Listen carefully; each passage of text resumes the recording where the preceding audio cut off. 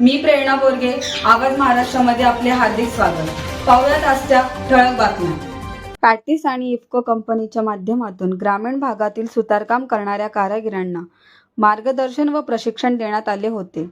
कौशल्य विकास कार्यक्रमांतर्गत प्रमाणपत्र वितरण समारंभ मुरबाडमधील वीर हुतात्मा हिराजी पाटील सभागृह डाक बंगला येथे मोठ्या उत्साहात पार पडला. या कार्यक्रमाचे आयोजन अंजना भास्कर जाधव आणि रंजना भाऊ शिंदे यांनी अत्यंत नियोजनबद्ध अप्रतिमरित्या केले होते. या समारंभास ठाणे जिल्हा परिषदेचे माजी उपाध्यक्ष सुभाष पवार, DY फाउंडेशनच्या अध्यक्षा चारुशीला गायकर, माजी सभापती स्वराज चौधरी, RPIचे अध्यक्ष दिनेश उघडे, अन्य अत्याचार समितीचे अध्यक्ष अण्णा साळवे, सरपंच भारती भोईर, चेतन घोडे, माहिती अधिकाराचे शंकर वडवले, दिनेश भावारते, पत्रकार विलास जाधव इत्यादी मान्यवर उपस्थित होते. या प्रसंगी उपस्थित सुतारकाम कामगिरांना प्रशिक्षण प्रमाणपत्र व सेफ्टी किट मान्यवरांच्या हस्ते देण्यात आले. तसेच इन्शुरन्स आणि कारागिरांच्या मुलांना शिष्यवृत्ती देण्याबाबत घोषणा करण्यात आली. मान्यवरांनी दोन्ही कंपन्या आणि आयोजक अंजना जाधव व रंजना शिंदे यांच्या या उपक्रमाचे तोंड भरून कौतुक करीत असेच ग्रामीण भागात लोकोपयोगी उपक्रम राबवण्याचे आवाहन केले.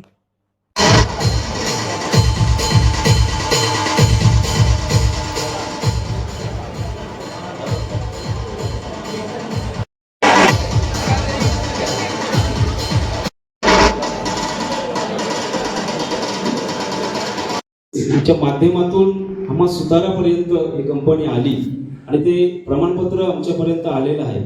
आम्ही खरोखरच Rekha madam, Ranjana madam, Shinde madam यांचा आभार मानतो, सर्वांचाच आभार मानतोय. आणि सुंदर असा छान प्रकारे आमचा विचार केलेला आहे सुतारांचा. सर्वांना धन्यवाद. अजयताई, तसेच शिंदे मॅडम, पाटील मॅडम असतील, गायकर मॅडम असतील, यांचं खरोखर सगळ्यांचं अभिनंदन करते आणि आभार पण मानते की आपल्या ग्रामीण भागामध्ये खरं तर आपण व्यवसाय करतो, पण त्या जोडीला आपल्याला मार्गदर्शन असं खूप कमी प्रमाणात मिळतं. त्याच्यामुळे हे पॅन्टीस आणि इको कंपनीचं पण मी आभार मानेल की त्यांनी आमच्या ग्रामीण भागातले जे सुतार कामगार असतील, तसंच शासकीय योजना असतातच पण ते तळागाळापर्यंत पोहोचत नाही जास्त करून, पण त्याची पण माहिती घेऊन आणि प्रशिक्षण देऊन आमच्या या सुतार कामगारांना चांगल्या प्रकारे त्यांनी एक सुरक्षा किट असेल किंवा प्रमाणपत्र असेल, मग त्यांच्या व्यवसायाची भरभराट व्हावी यासाठी त्यांनी चांगल्या प्रकारे त्यांना सहकार्य केलेलं आहे. त्याबद्दल मी त्यांचे आभारी आहे आणि तुम्हाला पुढे असंच व्यवसाय भरभराटी मिळो अशी शुभेच्छा देते आणि थांबते. धन्यवाद. आजपर्यंत तालुक्यामध्ये सुतार कामगारांची कोणी दखल घेतली नव्हती, परंतु त्यांनी या ठिकाणी दखल घेऊन खऱ्या अर्थाने शेवटच्या घटकापर्यंत काम करण्याचा त्यांचा जो वसा आहे तो या ठिकाणी त्यांनी दाखवला आहे. दादा या महिला सतत वर्षात काही ना काही नवीन कार्यक्रम या ठिकाणी उपक्रम राबवत असतात. या ठिकाणी त्यांनी हा जो उपक्रम राबवून एक आदर्श आपल्यासमोर या ठिकाणी त्यांनी दाखवला. खऱ्या अर्थाने त्यांचे सुद्धा या ठिकाणी मनापासून आभार मानतो आणि मला या ठिकाणी बोलून 2 शब्द बोलण्याची संधी दिली त्याबद्दल पुन्हा एकदा आमच्या अंजलीताई असतील, शिंदेताईंचे मनापासून आभार मानतो. पासून अनेक लोक सुतार काम त्या ठिकाणी करत होते.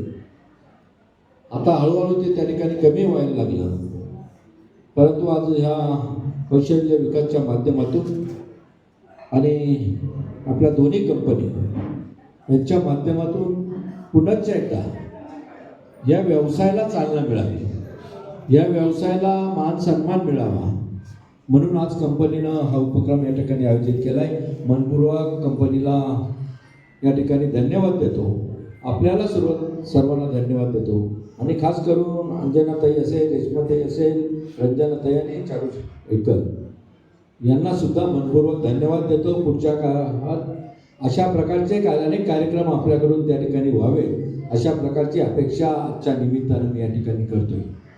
खरं म्हणजे सुतार हा व्यवसाय आपला जुना व्यवसाय आहे, परंतु याला आधुनिकतेची साथ त्या ठिकाणी द्यावी आणि नुसता आपण घरगुती व्यवसाय न करता तो एक व्यापार म्हणून त्या ठिकाणी पुढच्या काळामध्ये करावा आणि त्या अनुषंगानं विविध योजना आपल्याला त्या ठिकाणी मिळतच असतात आणि या योजनांचा सगळ्या त्या ठिकाणी आपण सर्वांनी फायदा घ्यावा आणि हा एक उद्देश आजच्या निमित्ताने या ठिकाणी कंपनीचे संजयजी त्यांनी सांगितलं का आपल्याला या ठिकाणी जाधव मॅडमशी सुद्धा मी त्या ठिकाणी चर्चा केली विमा सुद्धा 30 ते प्रचा त्या ठिकाणी मिळणार आहे.